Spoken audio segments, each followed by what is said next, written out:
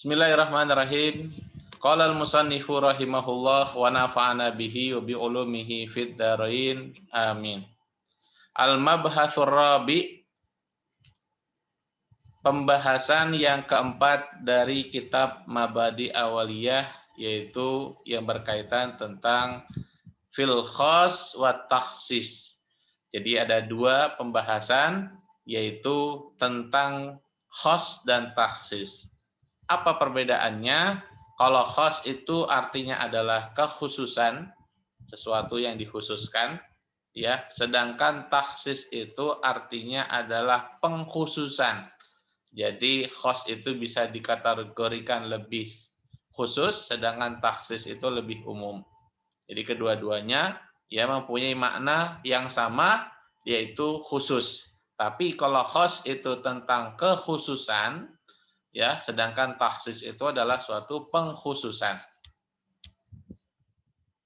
Oke. Wal khasu, dan adapun yang dimaksud dengan khas, ma sesuatu la yatanawalu syai'aini, yaitu yang tidak mencakup atau meliputi syai'aini akan dua hal atau dua perkara, fasa'idan min ghairi hasrin, fasa'idan atau lebih dari dua, min ghairi hasrin tanpa ada batas. Jadi kebalikan dari pengertian am. Kalau am minggu kemarin kalian belajar pengertiannya adalah sesuatu yang meliputi atau berlaku terhadap dua perkara atau lebih dari dua, 3, 4 sampai 100. Seperti itu. Fasa'idan min ghairi hasrin, yang mana lebih dari duanya itu ya min ghairi hasrin, yaitu tanpa ada batas. Jelas? Jadi lawannya am adalah khas. Kalau seandainya am itu mempunyai arti umum, sedangkan khas mempunyai arti khusus. Oke. Kemudian wa takhsisu, dan adapun yang dimaksud dengan takhsis, ini definisinya, ikhraju ba'di madlulil am, yaitu mengeluarkan, ikhraj dari kalimat fi'il akhraja yukhriju ikhrajan, itu pengeluaran, ba'di madlulil am, sebagian yang ditunjukkan al-am, yaitu oleh pembahasan am. Jadi pada al-mabhasus salis, pembahasan yang ketiga minggu kemarin, di situ ada pembahasan tentang am. Am itu apa saja? Itu ada 4. Ada kategori isim wahid al-mu'arraf bil alif wal lam, kemudian ismul jama' al-mu'arraf bil lam, kemudian la fin nakirat, dan isim-isim yang mubham. Itu tanda-tanda bahwa lafadz itu termasuk am. Lafadz juga, ya, lafadz yang kedua itu adalah lafadz khas. Apa saja tandanya? Nah ini. Wahua, dan adapun takhsis itu kismani, ada dua macam. Muttasilun wa munfasilun, ada lafadz takhsis yang muttasil, bersambung atau berkaitan.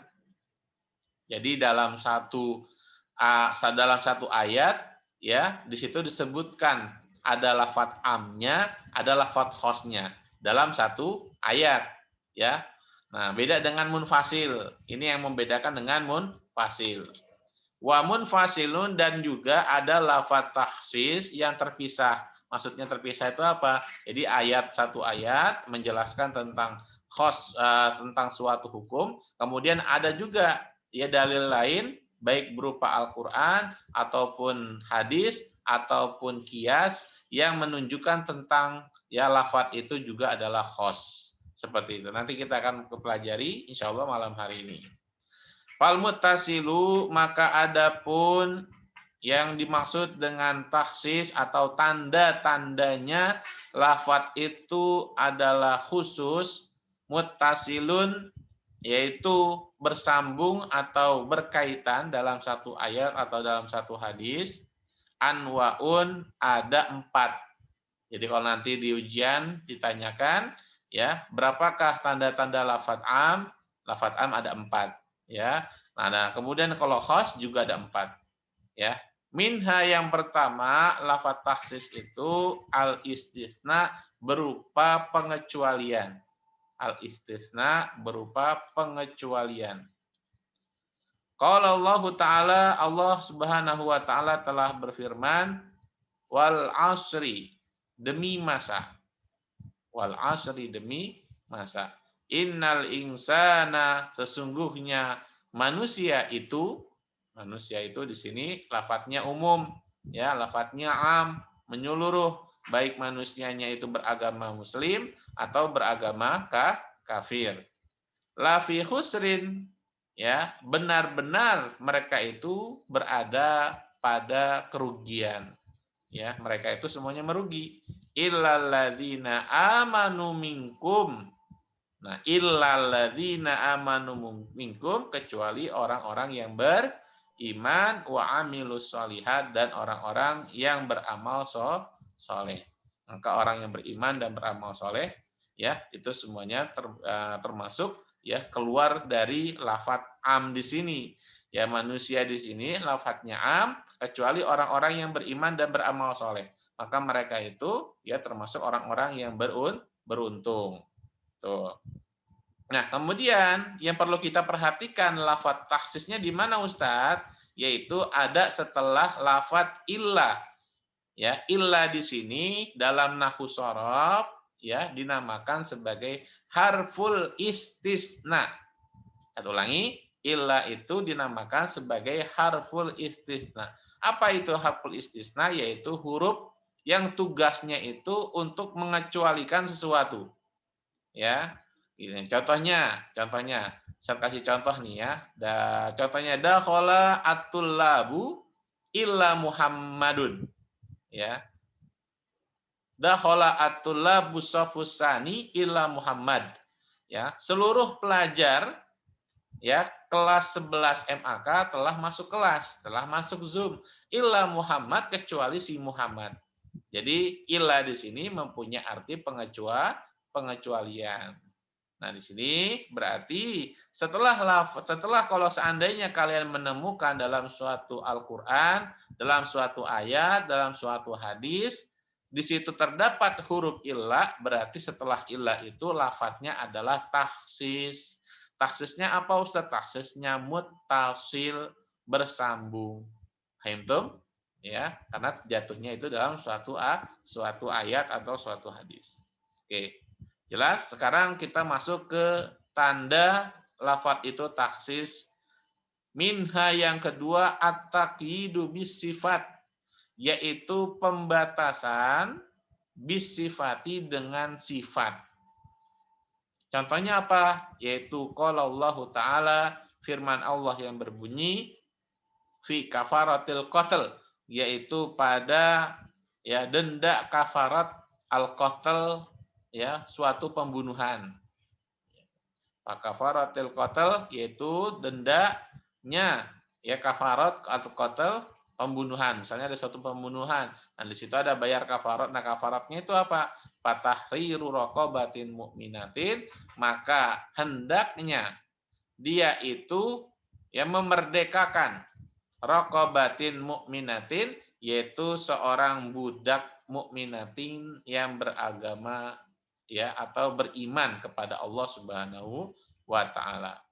Nah, di sini di mana lafadz lafadz taksisnya, yaitu ada di kalimat mukminatin.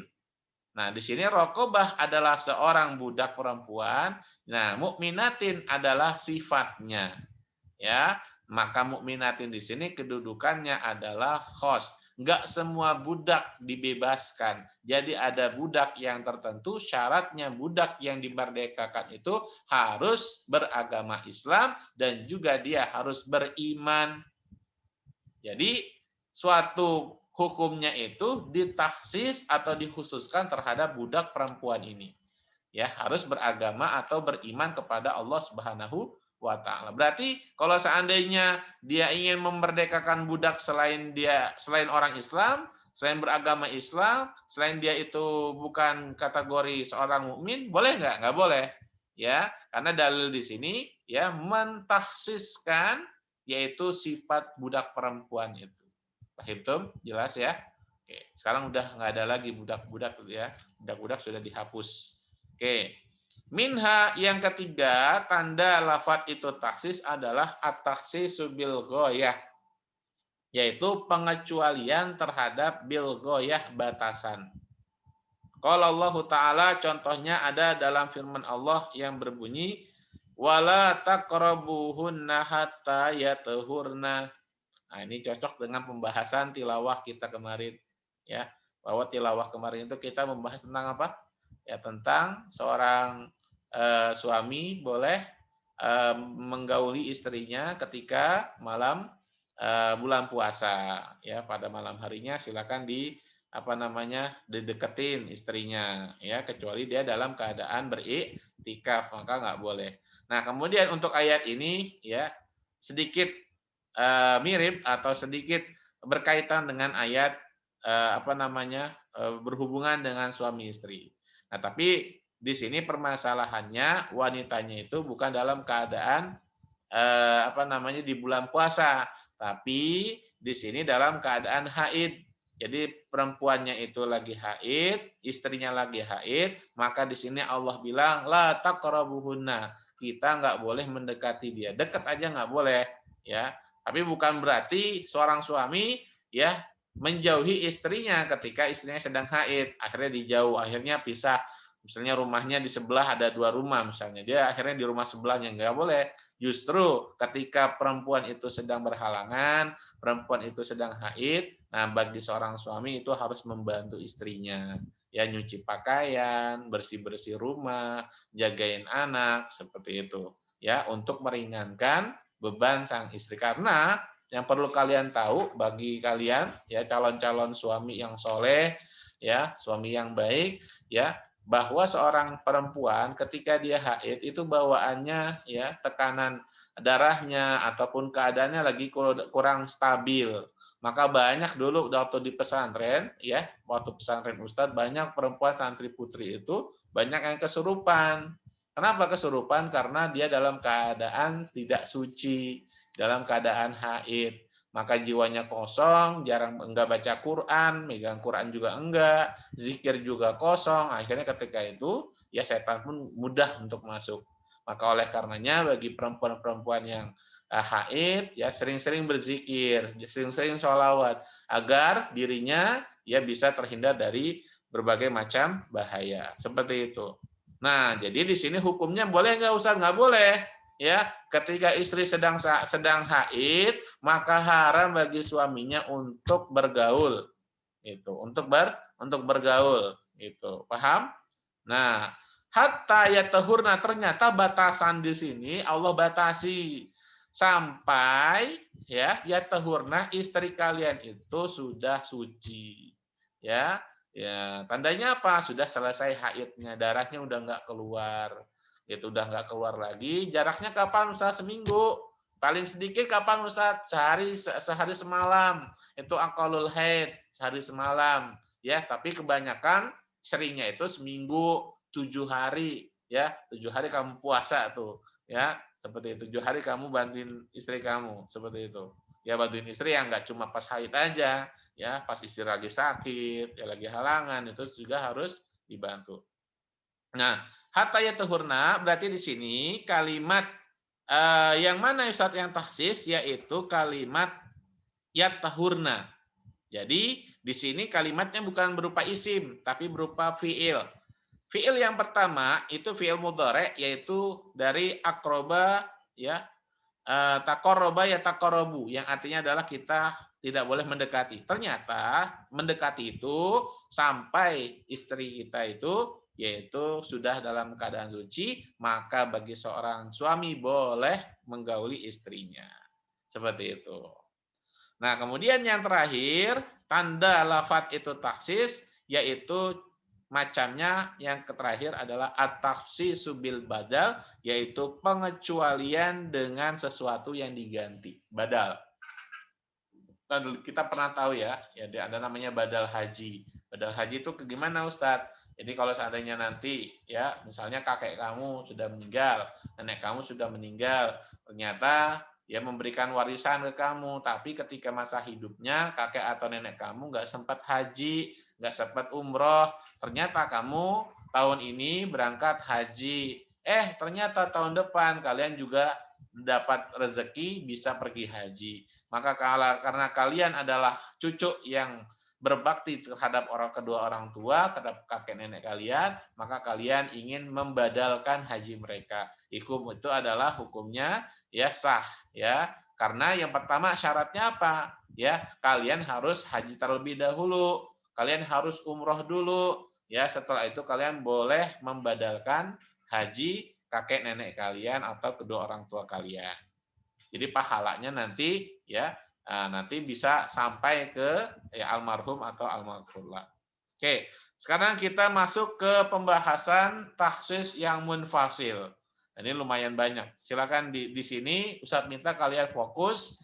Bagi yang belum belum ada kitabnya, ya silakan segera ambil di pesantren. Ya mudah-mudahan karena sebentar lagi 2 minggu lagi atau seminggu lagi kita akan mulai PAS ganjil. Jadi usahakan semuanya sudah ada kitabnya. Ya, oke.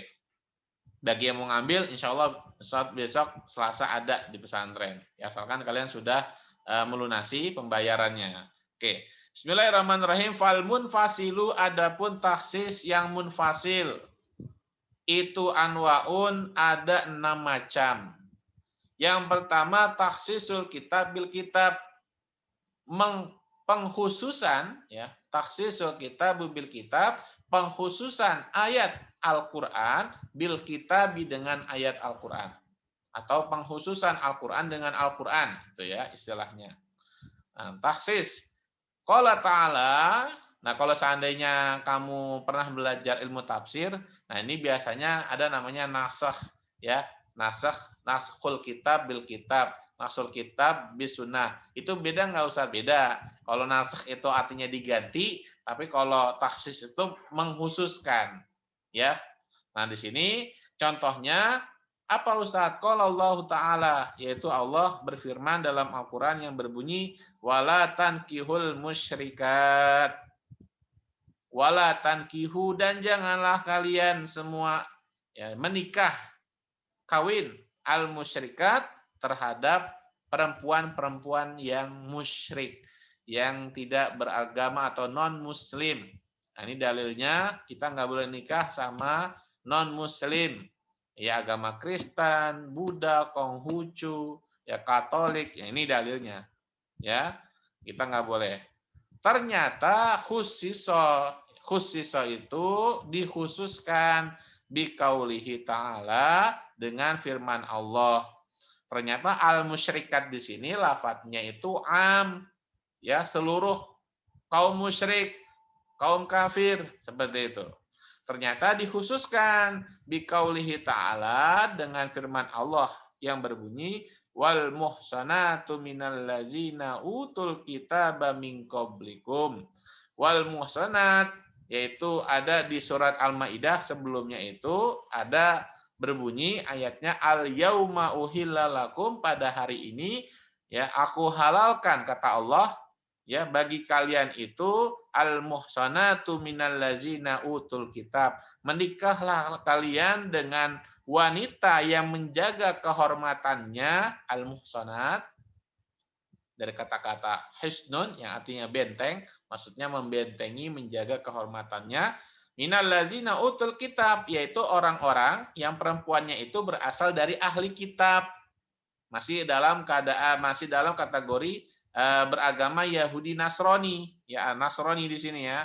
Oke, min qablikum, dari sebelum kalian. Jadi namanya istilahnya ahlu kitab.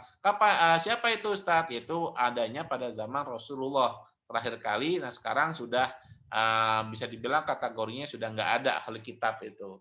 Ya yaitu mereka itu masih memegang teguh ajarannya Nabi Isa alaihissalam, itu kitab Injil. Yang kita tahu sampai sekarang juga Injil semuanya sudah dirubah, banyak revisi-revisi. Jadi keasliannya juga banyak yang sudah hilang. Jadi sekarang udah lagi nggak ada lagi namanya ahli kitab. Ya, jadi ketika itu zaman Rasulullah masih ada tuh ahli kitab. Ya, itu. Maka di sini ya Allah Subhanahu wa taala membolehkan seorang muslim, seorang mukmin menikah dengan ahli kitab.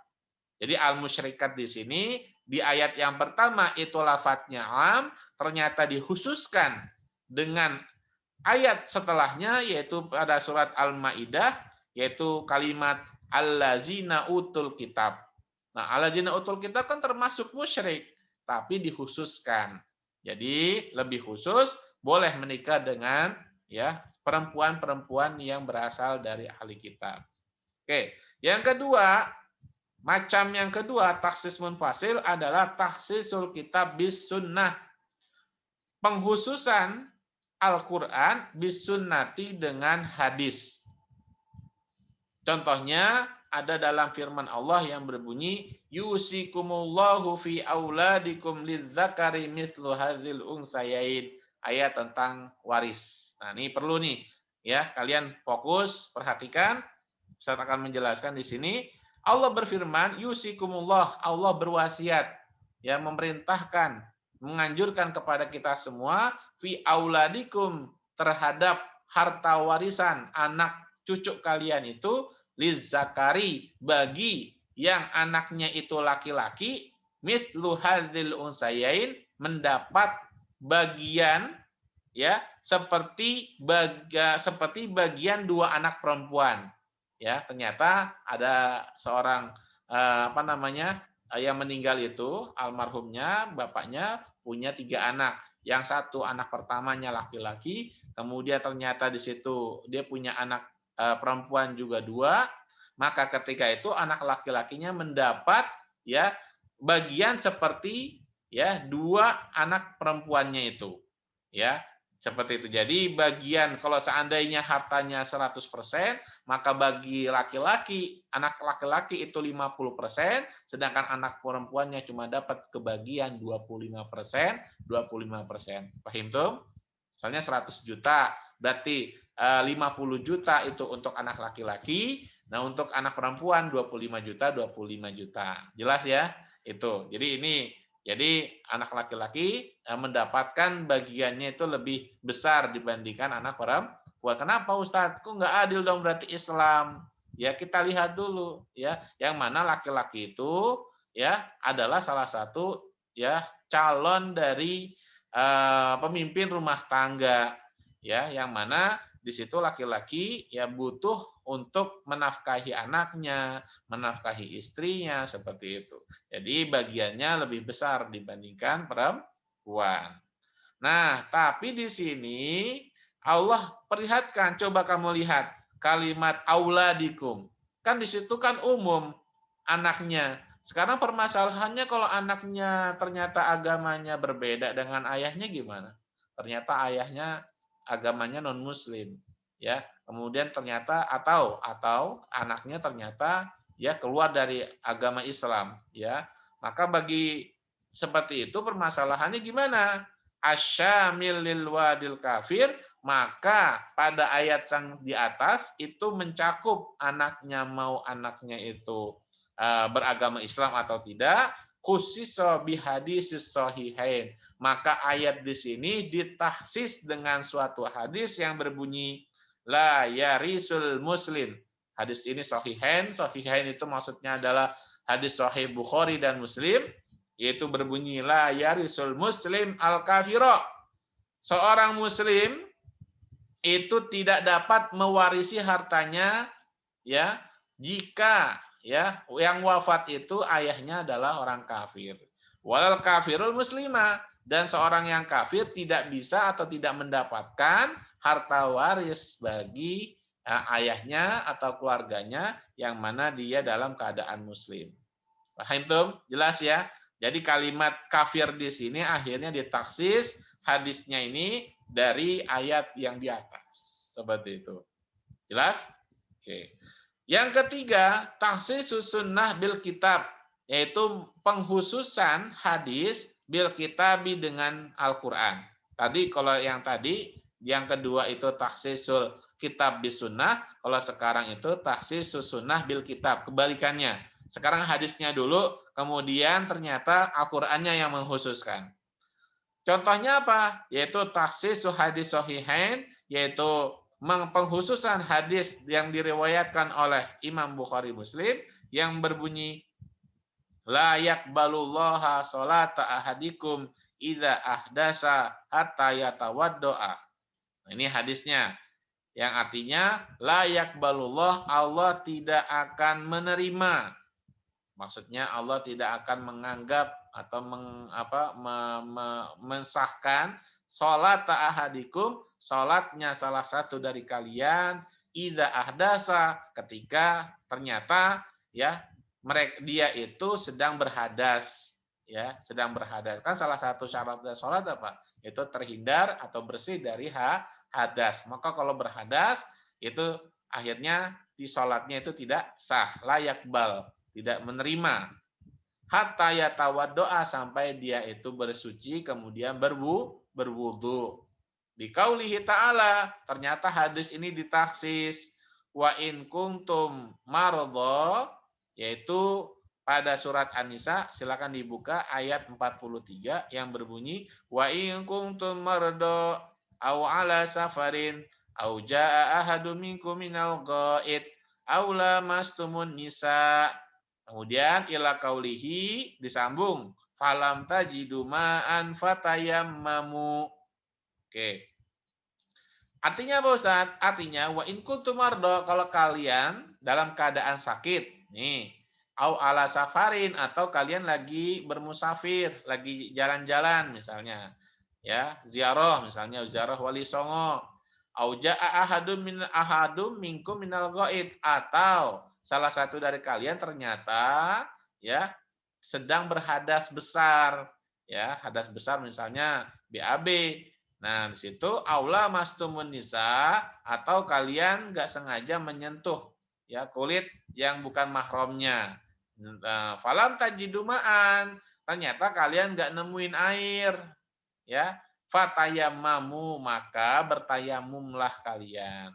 Jadi setelah kalian selesai dari hadas, kemudian di situ ternyata nggak ada air. Kan di sini kalimatnya yang hadisnya yaitu di kalimat yatawaddo.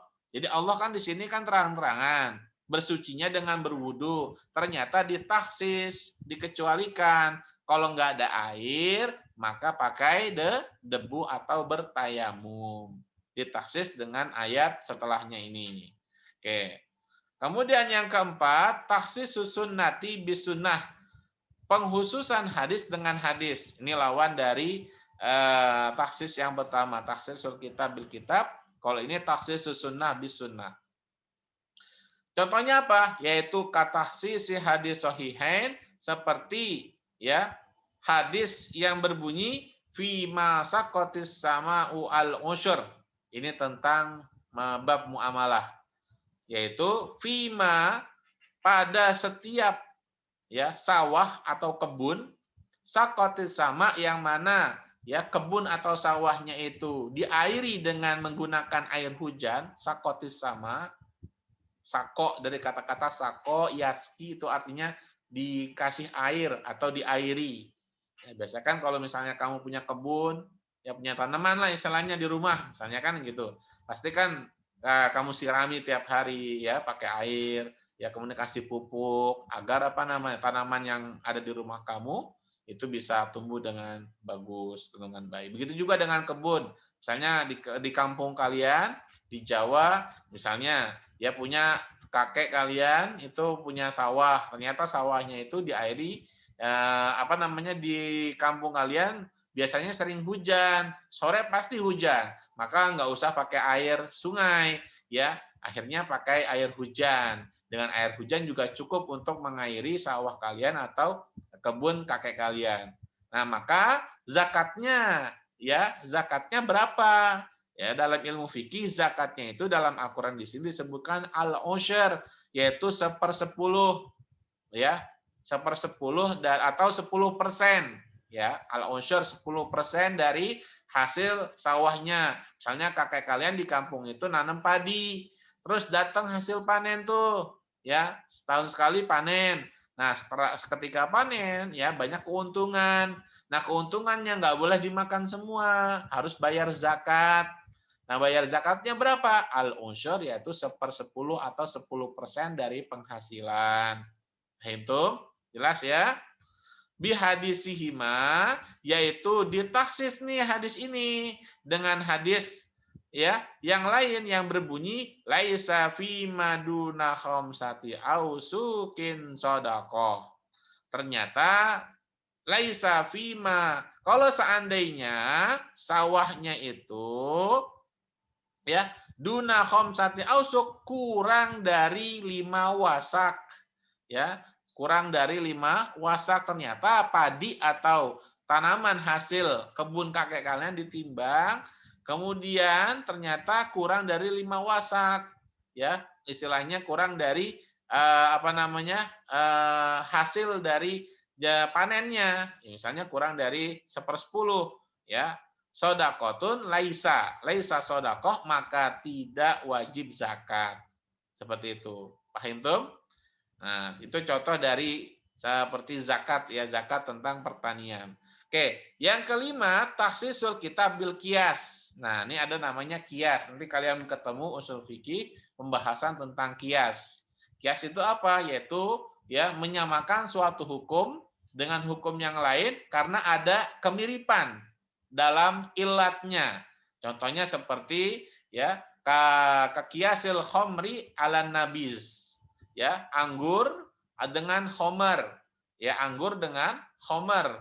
Kenapa anggur itu anggur yang sudah diperas airnya kemudian airnya itu ditunggu sampai setahun 2 tahun 3 tahun sampai berapa ratus tahun kemudian akhirnya airnya homer itu bisa memabukkan maka dikiaskan terhadap homer gitu akhirnya segala kenapa nabis itu air anggur itu akhirnya disamakan hukumnya dengan homer karena mempunyai ya efek samping yang sama yaitu ya lisukari karena dapat memabukkan maka likuli muskirin haram ya setiap yang memabukkan itu adalah hukumnya haram maka minum air anggur juga haram kalau seandainya bisa memabukkan.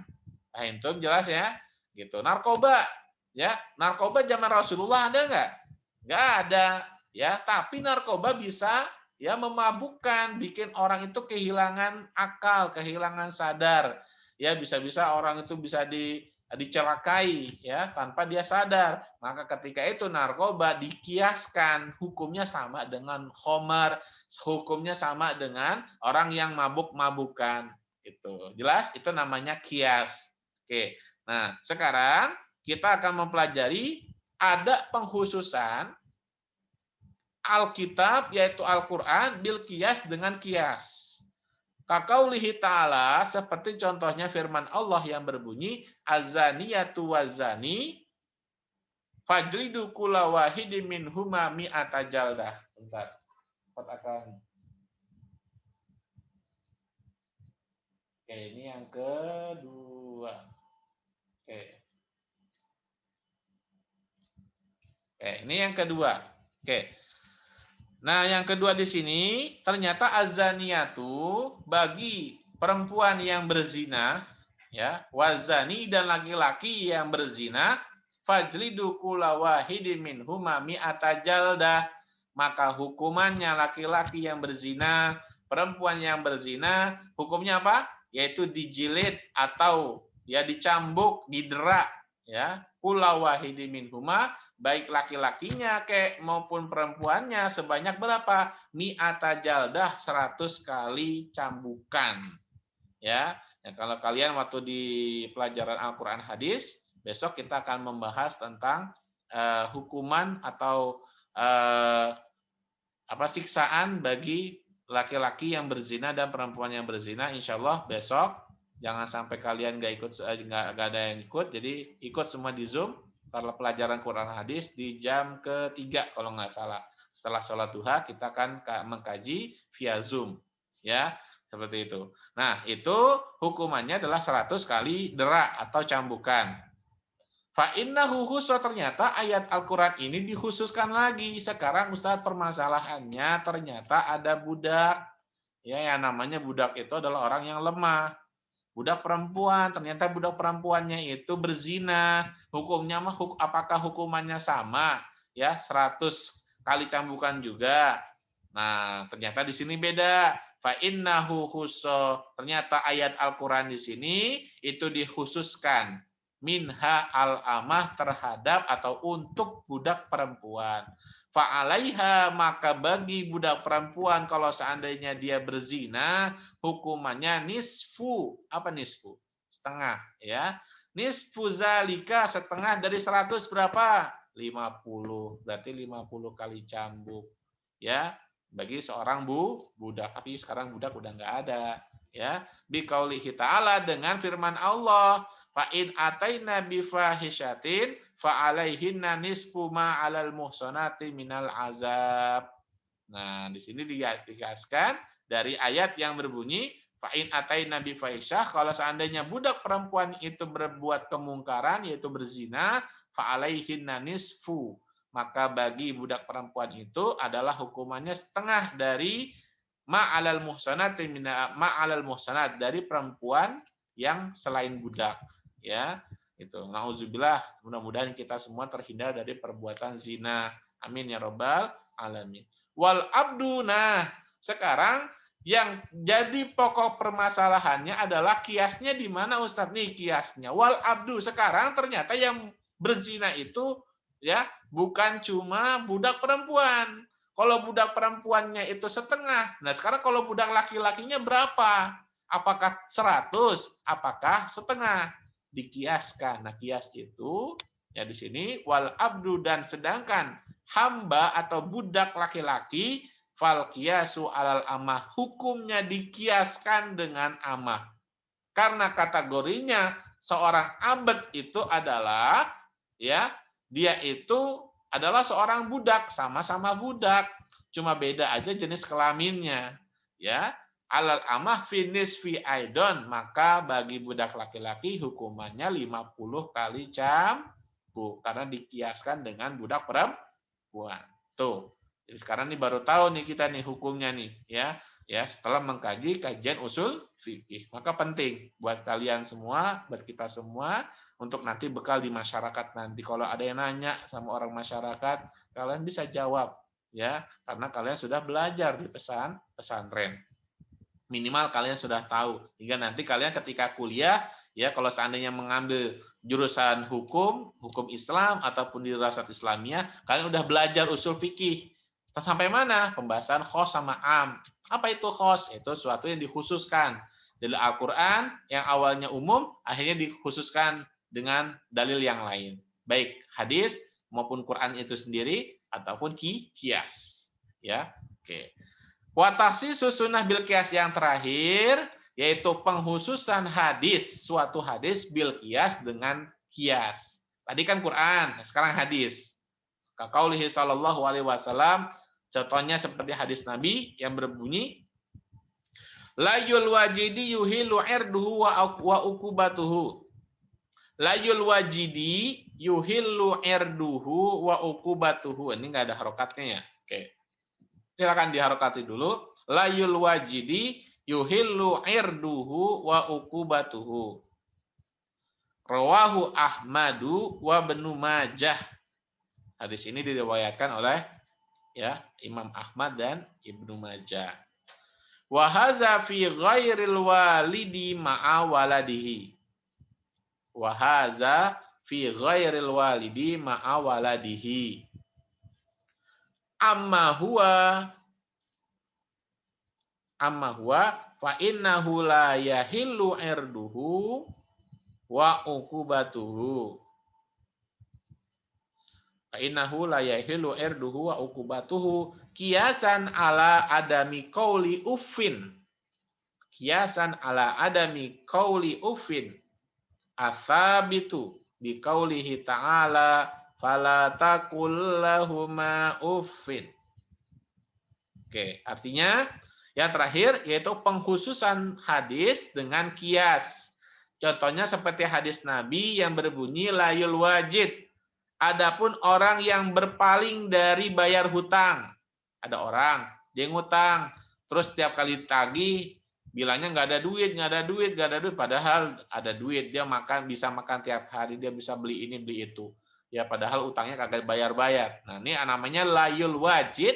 Adapun orang yang berpaling dari bayar hutang, maka jangan sampai nauzubillah ya berhutang. Ya, karena nanti hutang itu bisa mengambil pahala-pahala kita ketika kita beribadah di dunia. Ya, maka nauzubillah jangan sampai ya kalau seandainya masih ada ya sanak keluarga kita yang masih berhutang, ya kalau bisa dinasihati ya watawasobil haqi watawasobis sobri agar jangan selalu banyak berhutang karena kasihan nanti ketika meninggal kalau nggak sempat bayar hutang yang ada apa nanti yaitu pahalanya bakal diambil sama orang yang utangnya itu ya itu jadi jangan sampai ya pak capek-capek ibadah pergi haji ya baca Quran ya begadang tiap malam qiyamul lail ternyata pahalanya diambil gara-gara dia sering ngutang ketika di dunia maka dihindari apalagi ngutang di bank jangan ya oke kemudian di sini layul wajid orang yang berpaling terhadap bayar hutang itu yuhillu irduhu dihalalkan kehormatannya, diambil kehormatannya, maksudnya itu apa namanya dipaksa ya untuk membayar hutang, wa ukubatuhu dan diterapkan hukuman atau apa namanya pidana bagi orang yang terlalu banyak ya bayar hutang sampai akhirnya dia nggak mau bayar. Nah di sini hadis ini diriwayatkan oleh Ahmad dan Ibnu Majah. Wahaza, nah ini yang pentingnya. Wahaza dan adapun ini, masalah ini fi ghairi walid ma'awaladihi, bukan terhadap ya, bukan terhadap seorang ayah terhadap anaknya. Ternyata seorang ayah ya ngutang sama anaknya, ya. Kemudian ayahnya setiap kali diminta bayar hutang itu nggak mau mulu, padahal beli ini beli itu. Nah maka ketika itu di sini tidak termasuk. Karena apa? Ya karena ada suatu hadis yang perlu kalian tambahi, silakan ditulis. Ya, anta wa malu kali abika.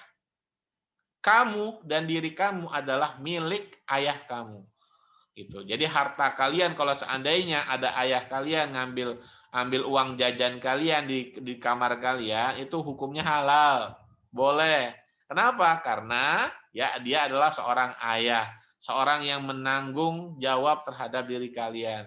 Jadi ayah kalian boleh ngambil uang, tapi ya di sini dalam kategori ayah di sini ya yang berhutang terhadap anaknya. Maka si apa namanya ayahnya di sini amma huwa maka adapun ayahnya di sini la yahilu irduhu, tidak boleh dilaporkan, tidak bisa diberikan pidana atau hukuman karena dia adalah seorang ayah. Kiasan ala adami qauli ufin. Kenapa kok bisa seperti itu Ustaz? Karena dikiaskan ala adami qauli ufin atas hukuman atau tidak bolehnya kita mengucap kalimat ufin. Kalimat aja kita nggak boleh ngomong sama orang tua. Ya, sama guru juga sama seperti itu. Ustaz, nggak boleh. Ya, gitu. Fala taqul lahuma ufin. Nggak boleh ngomong asabit. Yaitu kalimat di sini adalah suatu kalimat yang menentang terhadap kedua orang tua. Nauzubillah. Asabit yang mana itu sudah dijelaskan di qaulihi ta'ala dengan firman Allah yang berbunyi fala taqul lahuma uffin, maka janganlah kalian berkata kasar ya terhadap kedua orang tua. Dengan kalimat aja itu udah masuk kategori ya berkata kasar terhadap kedua orang tua. Maka di sini kiaskan kalau seandainya orang tua yang ngutang baik ayah ya ataupun kedua orang tua. Nah, maka kedua orang tua tidak termasuk dalam hadis di sini. Maka ditahsis atau dikhususkan. Itu. Jelas ya. Allahu a'lam bishawab. Ustadz berikan sesi tanya jawab jika ada yang ingin bertanya silakan. Bagi penjelasan yang sudah Ustadz jelaskan dari awal sampai akhir, jika ada mufradat ataupun yang masih belum jelas silakan ditanyakan. Ustadz buka sesi pertanyaan.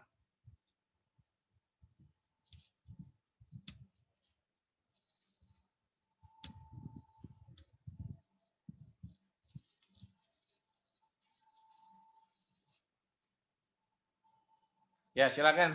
Dari Putra maupun Putri, jika ingin bertanya. Alhamdulillah Ustadz Mukhtar juga masih standby di sini. Kalau seandainya nih Zat, kita pernah ngutang di kantin Zat. Nah, terus kitanya lupa bayar Zat. Pikirnya kita udah pernah bayar.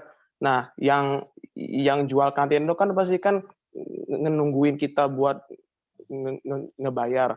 Memang karena kitanya udah lupa, kita ya jadi nggak mau bayar.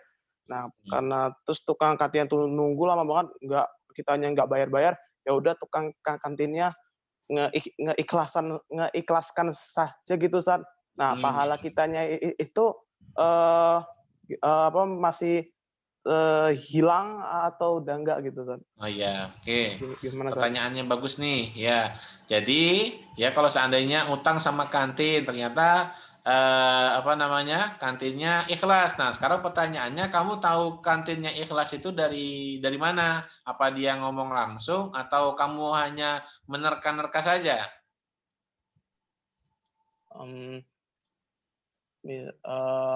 Kita kayak nggak, misalnya kita pas mau jajan lagi, kitanya nggak diingetin buat bayar gitu, tidak diingatkan buat bayar gitu misalnya. Oh, gitu. Jadi saking mana uangnya baik. gitu. Jadi Misalnya utangnya, aja saat.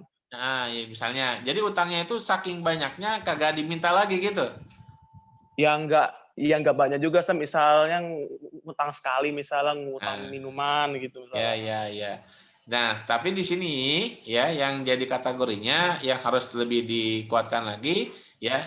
Kita harus pertama harus jelas dulu apakah benar ya si penjual itu benar-benar ikhlas ya. Nah, supaya lebih ini lagi yang namanya ihtiyat ya, berjaga-jaga, lebih baik ditanyakan kembali ke penjualnya gitu. Sampean apakah Kalau benar? penjualnya lupa misalnya. Nah ya, karena kalau seandainya penjualnya lupa, kamu yang ingat ya kamu yang mengingatkan. Jangan sampai penjualnya lupa, kamu juga pura-pura lupa. Akhirnya kagak bayar hutang. Nah nanti masalahnya kalau di akhirat nanti nih, misal di akhirat nanti, ya ternyata nanti catatan hutang itu dikeluarkan. Ternyata kamu ketahuan, ya itu nggak bayar hutang. Nah tinggal diberikan keputusan oleh penjualnya. Apakah penjualnya mau ngambil jatah pahala kamu atau mengikhlaskan seperti itu? Kan kamu nggak tahu mau ikhlas apakah, nggak benar ya? Iya. Iya. Jadi jawaban Ustadz atau saran Ustadz, mendingan kamu pastikan apakah benar-benar sudah ikhlas. Kalau sudah ikhlas, ya alhamdulillah.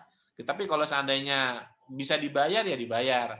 Agar nanti tidak mengurangi pahala kamu ketika di dunia ini. Gitu. Ya, jelas ya? Kalau misalnya dua-duanya lupa, penjualnya lupa, pembelinya lupa gitu, gimana? Ya, kalau misalnya penjualnya lupa, tapi yang namanya hutang pasti ingat. Ingatnya itu maksudnya gini, ingatnya itu ya si pembelinya itu pasti ingat dia pernah ngutang sama penjual, ya kan ya? Itu. Ya. Nah, tinggal nanti ya di kira-kira berapa utangnya gitu. Kira-kira berapa utangnya lebih baik ya lebih daripada kurang gitu. Jadi untuk berhati-hati supaya tidak sampai urusan hutang piutang itu ya bisa sampai ke akhirat. Jadi dipastikan karena yang namanya hutang pasti ingat kok. Kita pernah hutang sama siapa gitu.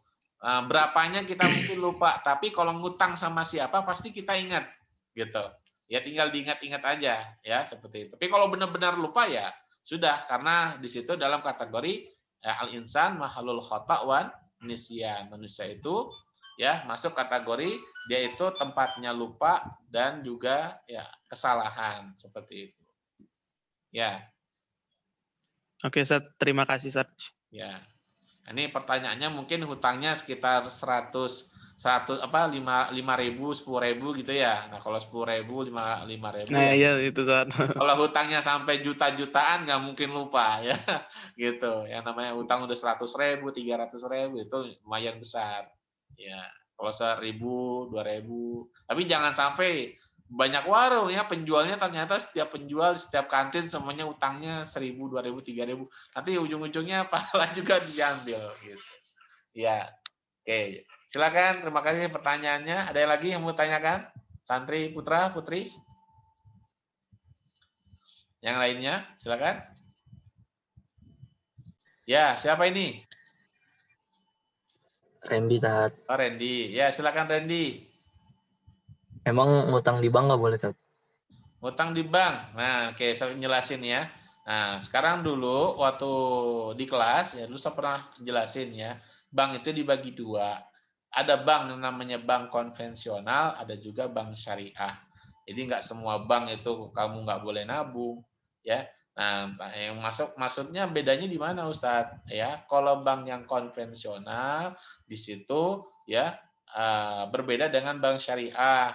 Kalau bank konvensional dia itu bisa kalau untung ya bagi rata, tapi kalau rugi ya kamu sendiri yang rugi gitu. Beda dengan sistem ya bank syariah. Kalau bank syariah itu memakai sistem bagi hasil. Untung kita bagi dua, rugi kita sama-sama. Itu bank syariah. Beda dengan bank konvensional. Jadi kalau masih ada yang kerja ya sanak keluarga, sanak family yang masih bekerja di bank-bank yang konvensional, ya kalau seandainya kamu bayangkan dah lah ya seperti gajinya atau bulanannya ya dapatkan setiap bulan. Nah, dari manakah ia dapat hasilnya itu? Ya pasti ujung-ujungnya diambil dari keuntungan bank, yaitu yang namanya bunga. Ya, bunga itu hukumnya adalah ya haram, riba, kategorinya riba. Misalnya kamu minjem duit ya 200 juta di bank ya dengan jaminan ya surat motor kamu, misalnya motor NMAX kamu gadain atau jadi jaminan tuh BPKB-nya untuk mendapatkan ya uang pinjaman di bank 200 juta. Kemudian uang 200 juta itu akan kamu cicil selama kurang lebih berapa? 4 tahun. Berarti tiap bulan kamu harus misalnya saya nggak pintar matematika soalnya. Ya, ternyata kamu tiap bulan harus bayar sekitar 5 juta. Nah, sekarang kamu tinggal kaliin 5 juta kali 24 bulan ya atau 2 tahun berapa tuh? Nah, kalau seandainya uangnya lebih dari 200 juta, ya maka di situ ya bisa kategorinya adalah masuknya ke dalam riba, keuntungan. Nah, keuntungannya itu untuk bank. Nah, akhirnya keuntungannya itu dibagikan untuk para karyawan bank.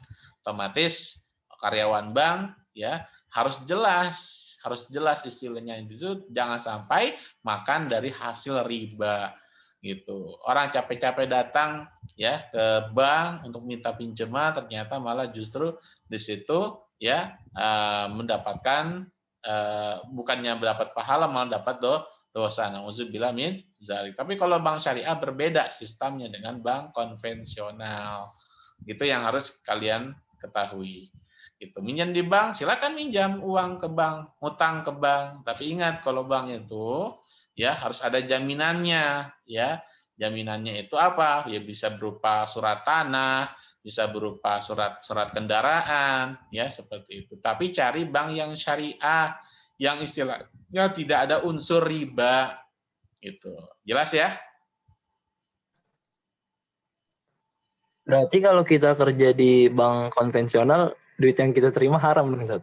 Nah, harus dipastikan dulu, karena nggak semua bank konvensional itu ya untuk masalah penggajian diambil dari bunga. Ada juga yang dari usaha yang lain, baik berupa iklan ataupun jatah memang dari keuntungan bank.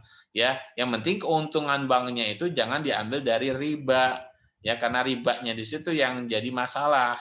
Ya, makanya sekarang banyak anak itu ngelawan sama orang tua, kadang orang tua sering ninggalin sholat ya karena dari makan dan minum mereka. Kalau seandainya dari makan dan minum mereka itu dari hasil yang baik, insya Allah ya apa yang dilakukan juga akan menimbulkan pekerjaan-pekerjaan yang baik. Jadi harus dipastikan dulu, ya. Dicari tahu. Ini misalnya Ustadz, ya, seorang guru. Nah, itu harus tahu keuntungannya dari mana, ya sumbernya dari mana. Karena ujung-ujungnya yang memakai, yang mendapatkan keuntungan itu enggak cuma ya karyawan itu, pasti keluarganya juga akan makan seperti itu. Jadi harus dipastikan, ya, bertabayunlah dulu, ya, tabayun. Mudah-mudahan ya enggak sampai diambil dari keuntungan bank. Karena kalau keuntungan bank ya diambil dari ribanya itu, yang lebih, uang lebihnya itu. Dia minjem 200 juta, ternyata harus ngembaliin 300 juta. Kayak misalnya beli HP nih, HP kredit nih, ya kan ya, HP kredit tuh. Nah, seperti itu. Ya, kamu beli HP cash, harganya 5 juta, kalau kamu kredit 7 juta. Nah, itu ya, seperti itu. Jelas ya?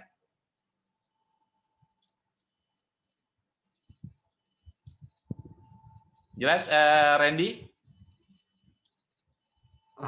Tapi Ya. kalau kita udah kerja nih, terus kita nggak tahu kan atasan gajinya dari mana, itu gimana, Tat? Ya, harus cari tahu. Ya, cari tahu ya, Naya. Namanya tabayun. Ya, cari tahu gampang kok. Tinggal kamu akrab atau bergaul dengan orang-orang di atas, ya, ataupun sahabat, pasti ada yang tahu. Ya, hasilnya dari mana, seperti mana gitu ya. Nah, cari-cari tahu. Kalau misalnya untuk berhati-hati ya cari usaha yang lain yang sekiranya itu agar tidak imbasnya itu terjumus dalam dosa seperti itu. Ya.